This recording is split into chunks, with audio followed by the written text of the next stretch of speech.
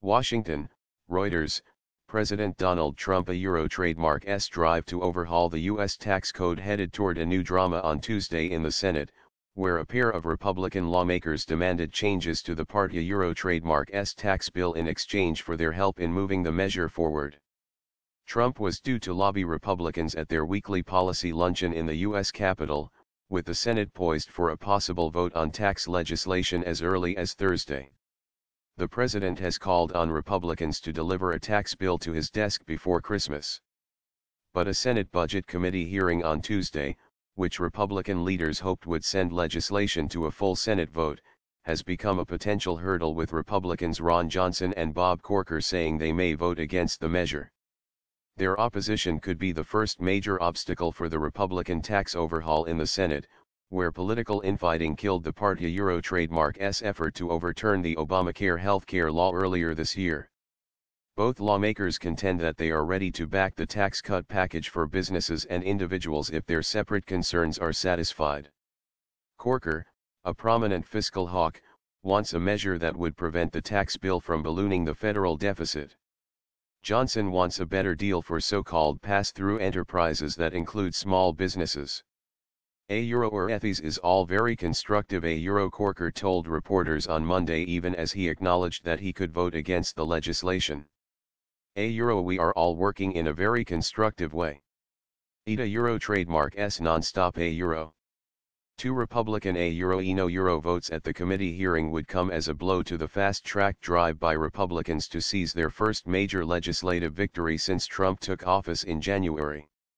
Republicans, who control both chambers of Congress and the White House, need a win to save face with voters in next year trademark S congressional midterm election after their failed push on Obamacare. The Budget Committee trademark S approval is vital to the Republican strategy of passing tax legislation by a simple majority in the 100-seat Senate, which they control by a margin of 52 to 48. But they control the 23-member Budget Committee by only one vote, making a single Republican no vote devastating.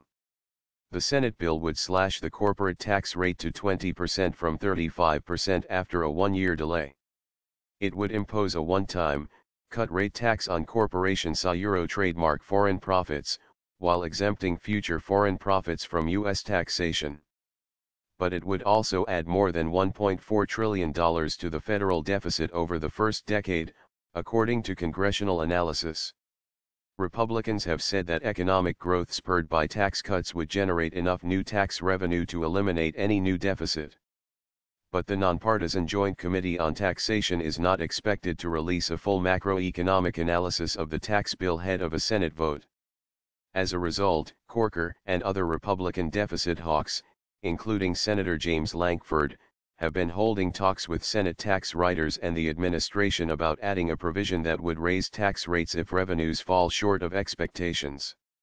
Other lawmakers have expressed concern that the Senate bill could raise taxes on some individuals by eliminating a popular federal deduction for state and local tax payments and increase health insurance costs for people with medical conditions.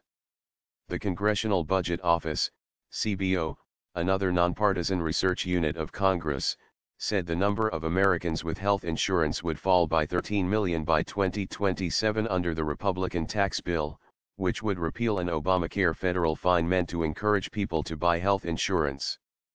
The CBO said this would make people with incomes below $30,000 net losers under the bill, and most of those earning more would be net winners, especially those with incomes between $100,000 and $500,000.